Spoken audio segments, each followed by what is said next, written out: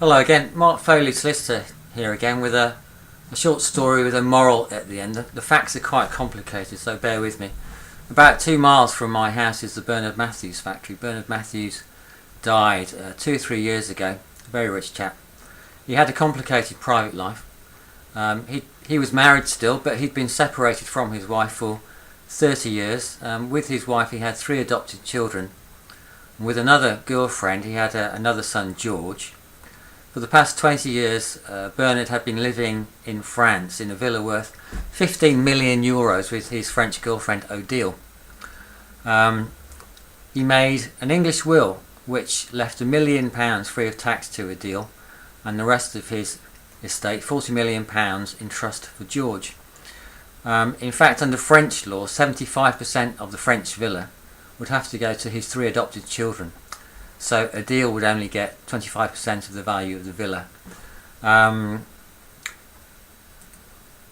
Bernard left a letter with his will expressing the wish that his 3 children would give up their rights under French law and would let Odile inherit the whole property. George abided by Bernard's wishes, but the 3 adopted children did not. Inevitably, sometimes there's a dispute between the lady perceived as the sort of wicked stepmother and the children of the first partner or spouse, and this is what happened.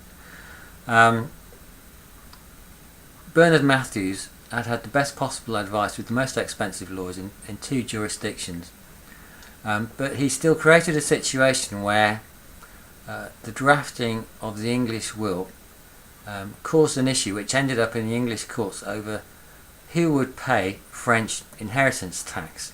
So, what's the moral of this tale?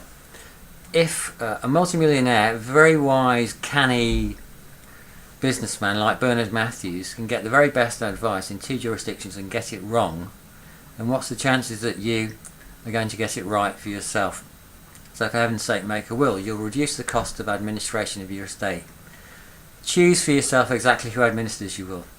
Decide exactly how the estate is going to be divided up and to whom. Enable an unmarried partner to benefit properly from the will, and minimise your exposure to inheritance tax and care home fees.